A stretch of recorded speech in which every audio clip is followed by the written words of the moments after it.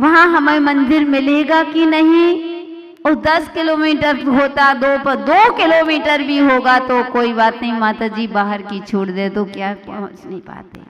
ये कहो माता जी बाहर की छूट, नियम लेके जा रहे हैं कि बाहर भोजन नहीं करेंगे, घर में ही करेंगे, नहीं चलता। ये सब भावों की तो मेरे कहने का तात्पर्य है कि भगवान के समोसरण में मैं सम्यक दृष्टि जीव उसके 7 भाव दिख जाते हैं कि हम 3 में क्या थे, 3 भूत के और 3 भविष्य के और 1 वर्तमान का। जो वर्तमान में है वह दिखता है। ऐसे भगवान की प्रतिमा के सामने हम नतमस्तक, बार बार नतमस्तक होते हैं। हे भगवान, आपकी जितनी भी शुभ वर्गणाएं हों मेरे जीवन में समा जाएं। जब आप इतने सुंदर हो तो प्रतिमा इतनी सुंदर है भगवान, तो आप कितने सुंदर हो। पढ़ते हो नाम तिहारा तारणहारा, कभी तेरा दर्शन होगा। तेरी प्रतिमा इतनी सुंदर, तू कितना सुंदर होगा, तू कितना सुंदर होगा। कि भगवान से तुम्हारी प्रतिमा इतनी सुंदर है तो आप कितने सुंदर होगे। ये उसकी वर्णनाओं का प्रभाव। चलते हैं 35वां काव्य देखते हैं। इसमें आता है दिव्य ध्वनि। अभी किसका वर्णन चल रहा था? भामंडल का। अब दिव्य ध्वनि का, दिव्य ध्वनि जीवन में बंधो। अगर उपदेश को जो ध्वनि, जब भगवान की दिव्य ध्वनि खिरती है तभी जीवन के आज जो है भगवान की वाणी ही खिरी थी। दिव्य ध्वनि खिरती है तभी आज हम अपनी प्यास को बुझा रहे हैं बंधुओं। और लेकिन आज के समय में कहाँ है भगवान की वाणी? सबकी सुनने को समय है, लेकिन भगवान की वाणी सुनने के लिए हमारे पास वक्त नहीं रहता है। जिसने हमको वक्त दिया उसके लिए ही हमारे पास वक्त नहीं है। जिसने हमको बनाया है, जिसने हमको समय दिया है, उसके लिए ही अगर हमारे पास समय नहीं है तो बंधु, इसीलिए तो कुंद कुंद महाराज ने नहीं, कुमुद चंद्राचार्य महाराज ने कल्याण मंदिर स्तोत्र में कहा है कि हे भगवान, आज मैं दरिद्रता का पात्र क्यों बना हूँ? क्यों मुझे यह विपत्ति रूपी नागिन क्यों डस रही है? इसलिए प्रभु कि मैंने सब कुछ सुना लेकिन कभी इन कानों से आपकी वाणी को नहीं सुना। मंदिर में बैठे हैं, किसी की बुराई हो रही है, कुछ हो रही है तो और एक कान निकाल करके सुनेंगे कि क्या हो रही, माला फिर रही यहाँ पर, लेकिन और सुनेंगे। ओ भगवान की वाणी का समय आता है, जब प्रवचन का समय आता है, भगवान की वाणी का समय आता है तो हमारे पास समय नहीं रहता है। माता जी समय नहीं रहता ना, इसलिए नहीं आ पाते। सुबह दुकान में जाना पड़ता है, शॉप में 7 बजे जाते हैं, माता जी 9 बजे लौटते हैं। कब सुने? ओहो, किसके लिए कर रहे हो? अपने लिए क्या किया? इसलिए दिव्य ध्वनि प्रातिहार क्या कह रही है? चलते हैं। स्वर्गा पवर्ग गम मार्ग विमार्ग अनिष्टा सद्धर्म तत्व कथ नैक नेक नहीं कथ नैक पटुस त्रिलोक्या, शायदार आ जाएगा, पटुस त्रिलोक्या दिव्य ध्वनि, दिव्य ध्वनि ध्वनिर दिव्य ध्वनिर भवति ते विशदार्थ सर्व भाषा स्वभाव परिणाम गुणै प्रयोज्या। स्वर्गापवर्ग गमे मार्गे विमार्गणिष्ठः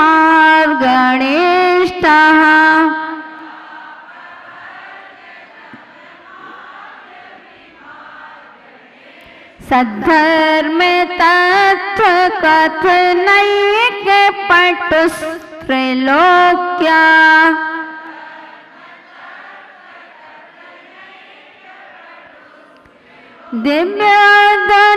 दिव्यादनिर्भवति ते विसितार्थ सर्वा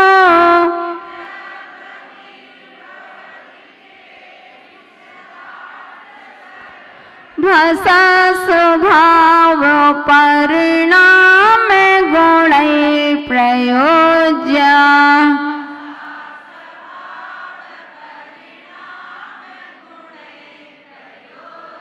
एक साथ बोलेंगे, सर तेज बोलेंगे। स्वर्गा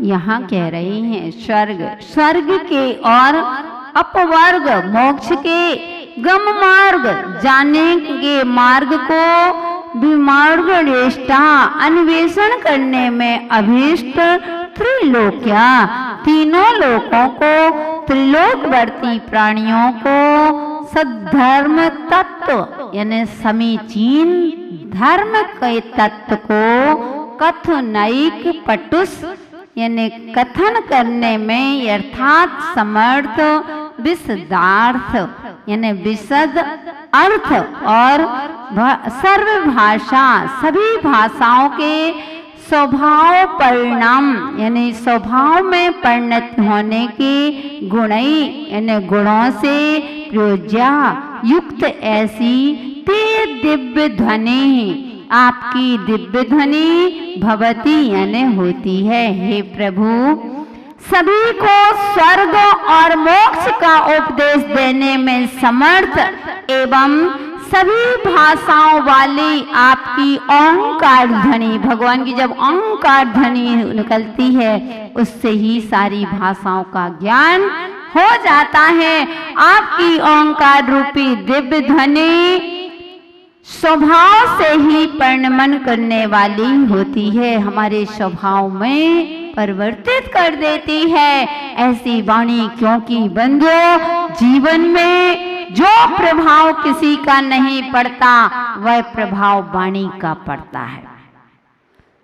अगर आज तुम्हारे पास दुनिया अगर आपकी वाणी मधुर है तो दुनिया आपके पास आना चाहती है। अगर आपकी वाणी में कर्कश है, आपकी वाणी में मिठास नहीं है तो आपके पास कोई बैठना भी पसंद नहीं करता।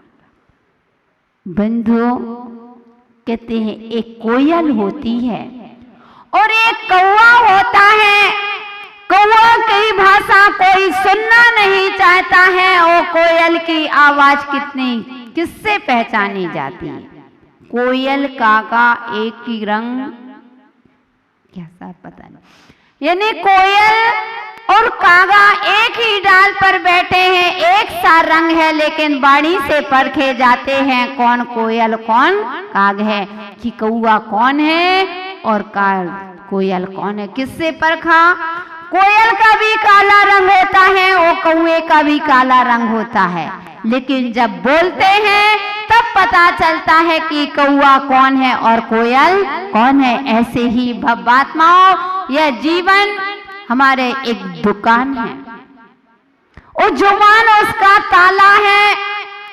जब ताला खुलता है तब पता चलता है कि दुकान कोयले की थी कि सोने की थी।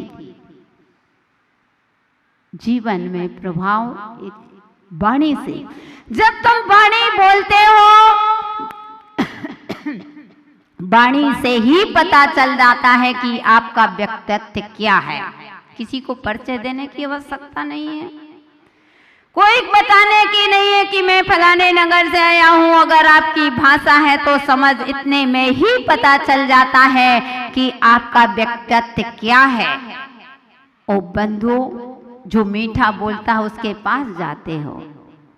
कहते हैं कि अगर घर में मीठा रखा होता है तो चींटियां कहाँ जाती हैं? मीठे के पास जाती। अगर बोल मीठे ना हो तो हिचकियां नहीं आती।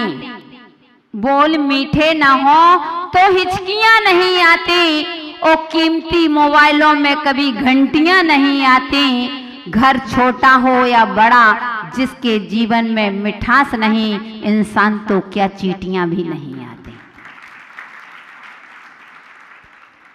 कि इंसान तो छोड़ो, चींटियां भी बंधु कभी नमक के पास नहीं जाती। कहाँ जाती हैं? उस भले ही तुम्हारे अंदर डिब्बे के अंदर डिब्बा रख दो तो भी चींटियां जाएंगी तो वहीं जाएंगी। वो नमक पूछो जिनके किराने की दुकान होंगी, बाहर रखे रहते, कभी नमक के बोरे अंदर नहीं रखे जाते। पूरा माल अंदर रखते हैं लेकिन नमक को बाहर। नमक को कोई लेने आता? चींटियां भी नहीं लगती। बंधु लौकिक में और फिर हमारी जैन दर्शन में भाषा समिति कह दिए। कहती है मधुर वाणी बोलो, वाणी ऐसी बोलिए मन का आपा खोल, औरों को शीतल करे आप शीतल हो। कि ऐसी वाणी जब आप पसंद नहीं करते हो दूसरों की कर्कश वाणी को, तो पहले अपनी भाषा को भी सुधारो। तो बंधु इसके विश्लेषण की वाणी का जीवन में क्या प्रभाव पड़ता है, इसकी चर्चा अपन कल करेंगे।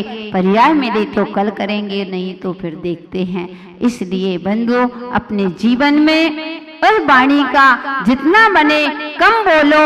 बोलने से पहले एक बार ये जरूर सोच लेना कि आखिर ऐसी वाणी, ऐसा काम करो और ऐसी वाणी बोलो कि भविष्य में कभी भी हमको पछताना ना पड़े।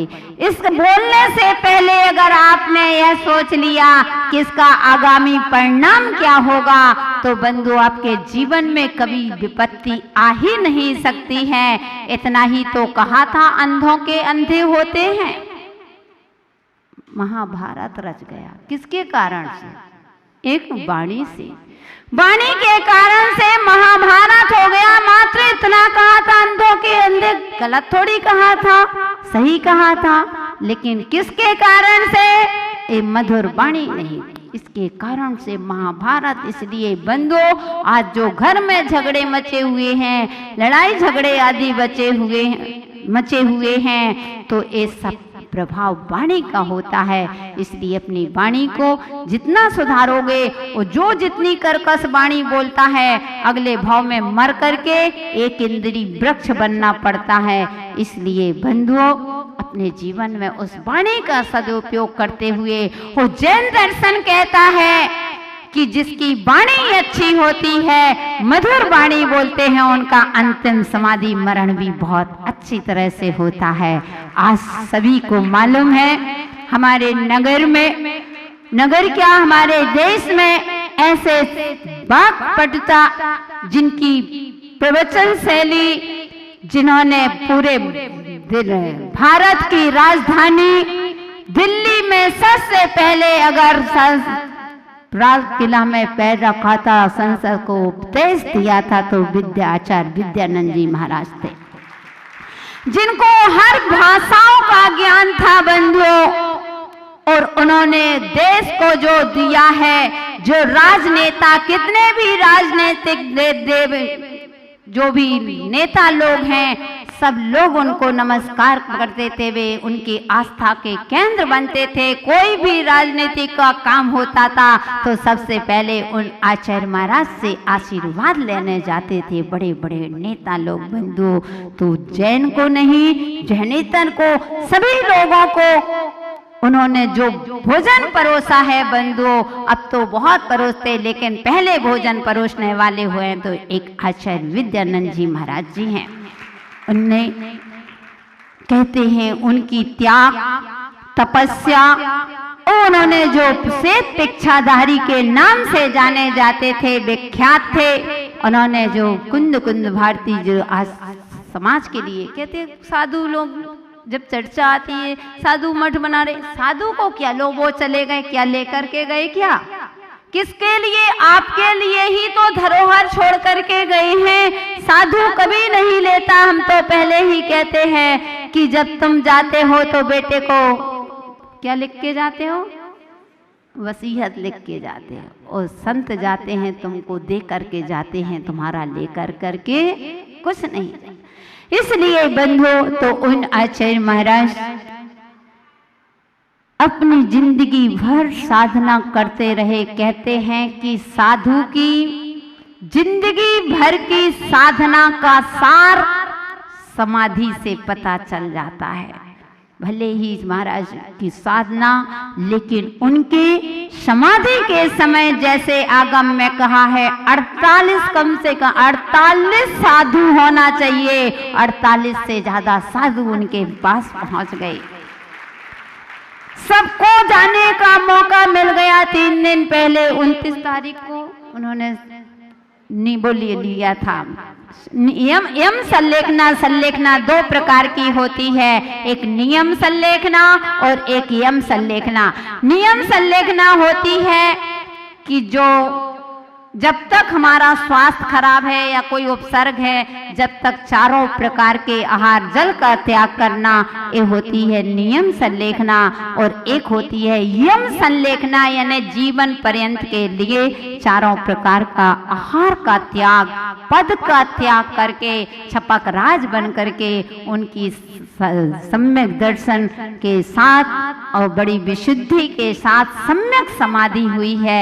ऐसे आचार्य महाराज के चरणों में हम सभी लोग, जितने सभी दीमापुरवासी सभी लोग उनके चरणों में त्रय भक्ति पूर्वक कोटि कोटि नमोस्तु करते हैं और भगवान से यही प्रार्थना करते हैं कि आपकी इतनी साधना, आप तो उच्च गति को प्राप्त हुए, हम भी आपके पक्ष चरणों पर चल करके एक दिन हमारा भी समाधि मरण हो, ऐसी भावना रखते हैं बंधु। कहते हैं एक सूरज अस्त हो गया। एक सूरज थे, सूरज के समान थे, दुनिया से चले गए। दुख इस बात का है कि हमको मार्गदर्शन देने वाले हमारे पास से निकल जाते हैं, लेकिन खुशी इस बात की है कि जो जीवन की जितनी साधना की तो समाधि से पता चल गई, समता भाव पूर्वक उन्होंने अपनी देह को त्यागा। जाना तो है, दुनिया को जानना है, कोई देह को कुछ छुड़ा लिया जाता है, कोई छोड़ करके चला जाता है। उन्होंने अपने पद का त्याग आदि करके और सम्यक समाधि समता पूर्वक अपने देह का त्याग किया है। ऐसे आचार्य महाराज के चरणों में पुनः त्रय भक्ति पूर्वक कोटि कोटि नमोस्तु करते हैं।